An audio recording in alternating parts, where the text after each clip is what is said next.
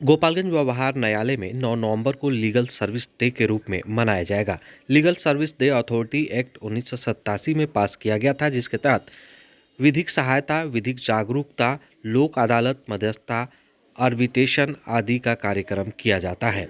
उसको 9 नवंबर 1995 में लागू किया गया था। इससे आम जनता को काफ़ी फायदा मिलता है। इसको लेकर गोपालगंज के जिला जज राकेश मालवीय सर के द्वारा क्या कुछ बताया जा रहा है, वो आप सुनिए। District legal services authority Gopalganj के तत्वाधान में 9 नवंबर को इस वर्ष प्रत्येक वर्ष की भांति लीगल सर्विसेज डे के रूप में मनाया जाएगा। 9 नवंबर को लीगल सर्विसेज डे इसलिए मनाया जाता है कि लीगल सर्विसेज अथॉरिटी एक्ट 1987 जो पास किया गया, जिसके तहत विधिक सहायता और विधिक जागरूकता, लोक अदालत, मध्यस्थता, आर्बिट्रेशन इत्यादि के कार्यक्रम चलाए जाते हैं, उसको 9 नवंबर 1995 को लागू किया गया था। और तब से माननीय उच्चतम न्यायालय के निर्देश के आलोक में और माननीय नेशनल लीगल सर्विसेज अथॉरिटी के निर्देश के आलोक में प्रत्येक वर्ष 9 नवंबर को लीगल सर्विसेज डे के रूप में मनाया जाता है।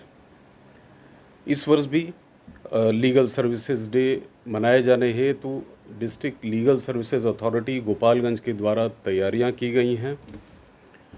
लीगल सर्विसेज डे मनाए जाने के पीछे जो उद्देश्य है वो ये है कि जनरल पब्लिक में लोगों को अवेयरनेस जागृत करना एक उद्देश्य है, ताकि लोग लीगल सर्विसेज अथॉरिटी एक्ट 1987 के अंतर्गत क्या क्या लाभ उनको प्राप्त हो सकता है, क्या क्या सुविधाएं दी गई हैं, उनके बारे में उनको जानकारी प्राप्त हो और जो लोग जिनको इसकी आवश्यकता है वो इससे लाभ प्राप्त कर सकें।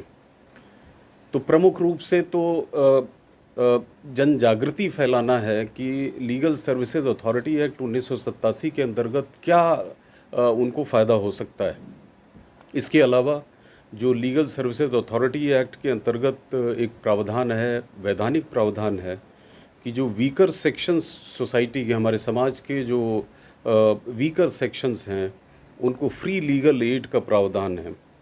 और वे लोग जो मार्जिनलाइज्ड ग्रुप के हैं, जैसे SC ST से हैं, वुमेन हैं, महिलाएं, मेरा मतलब है माइनॉरिटी ग्रुप्स के लोग जो हैं, जो अल्पसंख्यक लोग हैं, और जो जिनकी जो आमदनी कम है, न्यूनतम है, और जिनको BPL इत्यादि में गवर्नमेंट की तरफ से घोषित किया गया है, वो सुविधाएं दी गई हैं, उनको फ्री लीगल एड का प्रावधान है।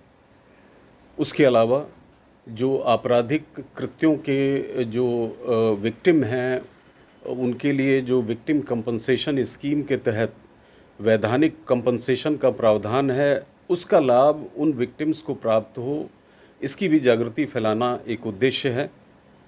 उसके अलावा ये भी जागृति फैलाना है कि अल्टरनेटिव डिस्प्यूट रिजोल्यूशन का जो मैकेनिज़्म दिया हुआ है लीगल सर्विसेज अथॉरिटी एक्ट 1987 में, कि ऐसे मुकदमे जिनको की सुलह के माध्यम से निवारण किया जा सकता है, निष्पादन किया जा सकता है, उसको न्यायालय में लाए जाने से पहले legal services authority, district legal services authority के समक्ष वो लाए जा सकते हैं, जिनका कि लीगल सर्विसेज अथॉरिटी में अल्टरनेटिव डिस्प्यूट रिजोल्यूशन के माध्यम से, जिसका तात्पर्य है आर्बिट्रेशन, कंसिलिएशन या मध्यस्थता के माध्यम से उनका सेटलमेंट कराया जा सकता है। इसकी भी जागृति फैलाना एक उद्देश्य है। उसके अलावा डिस्ट्रिक्ट लीगल सर्विसेज अथॉरिटी को समय समय पर नेशनल लीगल सर्विसेज अथॉरिटी तथा Bihar state legal services authority के मार्गदर्शन में, दिशा निर्देश में और यथा निर्धारित कार्यक्रम के अनुसार लोक अदालत का भी आयोजन किया जाना है, जिसमें जो सुलहनीय जो मामले होते हैं उनका निष्पादन कराया जा सकता है। तो ये एक जागृति एक जो कॉमन सिटीज़न हैं उनमें ये स्प्रेड हो, फैलाया जाए, इसके लिए ये लीगल सर्विसेज डे हम 9 नवंबर को प्रत्येक वर्ष मनाते हैं।